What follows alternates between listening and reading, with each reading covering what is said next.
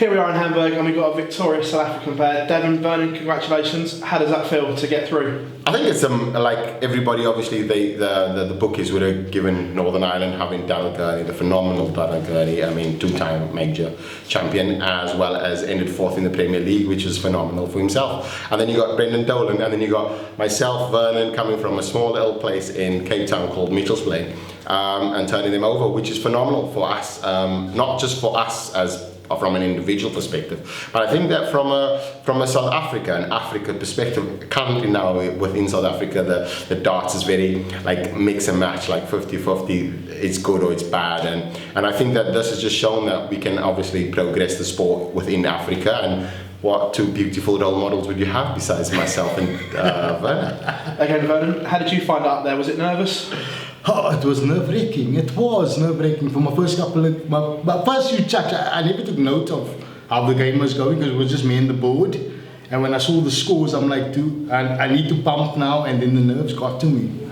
And I honestly, I don't know what it is about, but it's stressful. It's literally stressful. But it was a good game because I know where German comes from, I know where Nolan comes from. And I just wanted to push to beat, at least go to the next round. Looking back over the game, did you make hard work of it though? Could it have been easier? I think like as you say now, right, in the game I thought, and that's what I felt like when we missed 6 darts at tops, that could have taken us to 3-1, and then we could have had a commanding lead, and I felt like that put us back to 2-2, and I felt in the game itself we were dominating most of the time, even though he wasn't feeling as comfortable as he should be. I wasn't as dominant as I should be, and then in the last leg, when I took the step back and I realized this is actually where you actually grab the mantle and run with it. So as for the world champs, that was the moment when I started 140, 180. He chipped out 72. That ultimately, that leg was the leg for Africa where we took the mantle and we down. You've blown this quarter of the draw wide open now. New Zealand or Lithuania next. Any preference which one? It doesn't really matter though, because it's singles. Vernon prefers singles. He's been dominant in South Africa, currently ranked number 1 in South Africa as well, which is deserved. He's won most of the majors in South Africa, so I feel quite comfortable. I think the pairs was more where I felt a bit unsettled like they did, and they showed it more than we did, which I'm happy for because we obviously get through and we get to play on Saturday and they get to go home tomorrow, so yeah.